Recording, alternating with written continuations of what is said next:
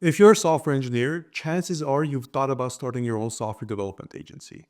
But here's the thing, starting a traditional software development agency might sound like a great idea, but for most people, it's a terrible business model. In this video, I'll show you exactly why this model is fundamentally flawed and what you should be doing instead. For those of you that are new, welcome. My name is Bago. I quit my Fortune 500 career as a software engineer to build AB Analytics, a seven-figure B2B consulting firm where in the last 4 weeks we did about $360,000 in monthly revenue. So let's start with why the software development agency model feels so natural to so many developers. You see, for most of us, it's the closest thing to home. We already know how to build things. Mobile apps, custom CRMs, web platforms, you name it. And we've been solving these type of technical problems for years. So you would naturally think, why not just do this for myself? It seems logical, doesn't it? And the appeal is actually obvious. You imagine being your own boss, setting your own hours, working on exciting projects, and finally getting paid what you're worth. And it feels like true freedom. But in reality, starting a traditional software development agency often locks you into a business model that's incredibly hard to scale and even to get started with. And it all boils down to one major flaw. You're solving way too many problems. You see, here's a core issue with most software development agencies. You're not solving one problem, you're solving every problem. One client wants a mobile app for their startup, another needs a custom CRM for their sales team, the next one wants you to integrate their e-commerce platform with a third-party API, and so on and so forth. When you take on all these different types of projects, you're constantly starting from scratch. Every project has unique requirements, unique challenges, and unique timelines. You're reinventing the wheel every single time, and that's incredibly inefficient. Instead of building momentum, you're kind of stuck spinning your wheels time and time again. And this is why most traditional software development agencies struggle to grow. I haven't met anybody making over $300,000 a year in revenue, that is, with a traditional software development agency. And that's rookie numbers. My business did that last month, and that was not even a good month for me. And all this is because they're trying to solve too many problems for too many clients. It's hard to specialize, it's hard to streamline, and it's hard to stand out in a crowded marketplace when you do that. And that's just the start. When you actually dig deeper, you'll find that running a traditional software development agency comes with a laundry list of challenges that make it one of the most typical types of businesses to run, more so than a SaaS. Let me actually break this down for you. The market, especially the software development market, is extremely saturated with other agencies offering very similar services. If you go on Fiverr, you can find thousands of listings, and that's just Fiverr alone.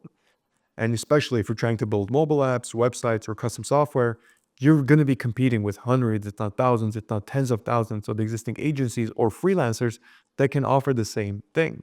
So differentiating yourself is incredibly hard when you're trying to do everything. And following this, securing a client for a custom software project isn't quick. It often involves a lengthy negotiation phase, multiple discovery sessions, and rounds of proposal revisions before you can even close a deal. And during that entire time, you're burning energy and resources without getting paid. Furthermore, to actually deliver high quality work, you need skilled developers, project managers, and possibly designers. And add in project management tools and other marketing campaigns, the cost continues to add up. It's not as cheap of a business to run as people might think. Next, software projects are actually pretty complicated. They come with technical challenges, dependencies, and constant revisions. And when things go wrong, which they will, you'll have delays, scope creep, and client dissatisfaction, which will eat into your margins and your sanity. And last but not least, most agencies rely on project-based work, which means that the revenue is inconsistent. You might land a big client one month and have no new leads the next month. And if that one big client comes off the retainer, you're now stuck with no money. So what's the solution to all this? It's actually quite simple. Stop trying to solve every single problem. Instead, focus on solving one specific problem for one specific type of client. And when you solve one specific problem, you move from being a jack of all trades to being an expert in solving that problem. And this actually changes everything. You streamline your delivery process because you're now building the same type of solution every single time. You stand out in the market because you're now seen as the go-to expert for that specific problem, and you unlock leverage by creating systems, templates, and possibly even reusable code. So by narrowing your focus, you don't just make your business more efficient, you'll actually make it more profitable, scalable, and sustainable. But how do you exactly do that? What does this look like in real life? Well, let's take an example that's actually local to me. After talking with the owner of one of the biggest law firms near me, I was told that they are looking for a CRM tailored for law firms handling civil cases. Keep in mind, the key point here is civil cases. There are other pretty much CRMs out there that most law firms use, such as Salesforce, but there's really nothing out there tailored specifically to civil cases. Now, if I want to create a business and capitalize on this opportunity, I really only have two choices here. I can either A, create a product-based business, or B, I can create a service-based business. Product-based business would obviously be a SaaS. I can create a SaaS that's tailored to all law firms specializing in civil cases, and that would be it. Or I can approach this more so the service route. So I can create a software development agency. Let's just assume this is what I'm going with. I'm not going with a consulting firm. I can go with a software development agency and I can create a customized solution, a software solution in this case, for that specific law firm.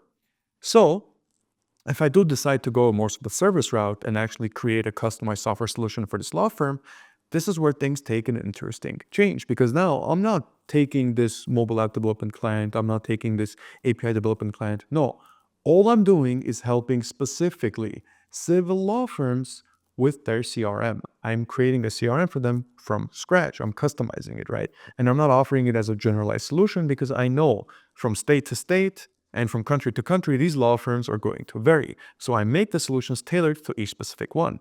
Maybe one person's using Salesforce and they need to bring in their data from Salesforce into the specific CRM that I'm using. I'll make a connection for that. Maybe one person's using HubSpot. I'll make a connection for that. Maybe one person wants this extra feature. Maybe another wants this extra thing, right? Every single business, every single law firm in this case, might require something different from me. So what I'll do is I'll create my business model, which will be still the same software development agency, except it's not going to be traditional anymore. It's going to be specifically tailored for law firms who take on civil cases. And the way I'll capitalize on this is I'll create a customized CRM for every single law firm depending on what they need.